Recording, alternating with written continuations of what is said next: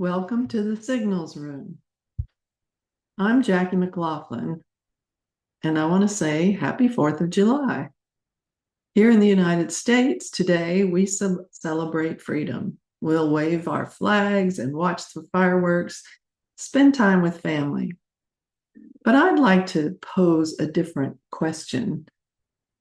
What if one of the greatest freedoms you'll ever experience has nothing to do with the nation and everything to do with your ability to notice? Because before we can change our health, before we can change our habits, before we can change our future, we have to become free enough to see what's actually happening. Here's what fascinates me. Most people believe they're making decisions, but often they're reacting to patterns they never noticed, such as, I've always been anxious, I've never slept well, I'm just getting older, I'm always overwhelmed. Those don't sound like observations anymore. They sound like identity.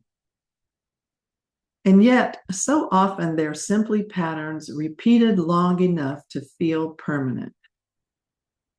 One of the themes that we return to often here is that your body is always communicating. It isn't working against you. It's constantly sending information. Fatigue isn't just fatigue. Poor sleep isn't just poor sleep. Brain fog isn't just brain fog. They're all signals inviting curiosity. Curiosity may be the most underrated form of freedom.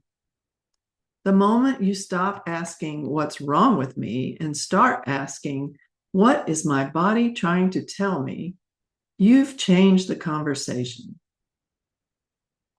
Every company on the internet wants one thing, your attention, because attention shapes awareness. Awareness shapes choices, and choices eventually become lives. So here's an uncomfortable question. Who's deciding what deserves your attention today? Is it you or someone or something else? One of the reasons I created Signals Beneath the Surface was to encourage something that's becoming increasingly rare. Slowing down long enough to notice.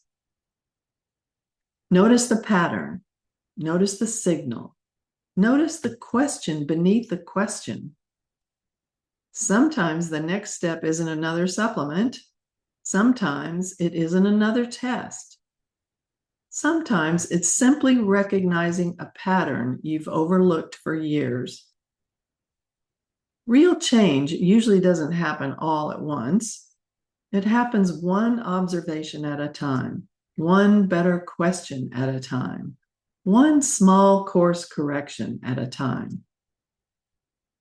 Tomorrow, the fireworks will fade, the flags will come down, life will return to normal. But here's my hope, that you'll leave today celebrating one freedom that doesn't depend on governments, doesn't depend on circumstances, and it can't be taken away from you. And that's the freedom to notice. Because the moment you begin noticing, you begin understanding. And the moment you begin understanding, you can begin choosing. And that's where real freedom quietly begins. Thanks for spending a few minutes with me in the Signals Room. Until next time, keep noticing. The signals are there. We just have to learn to see them.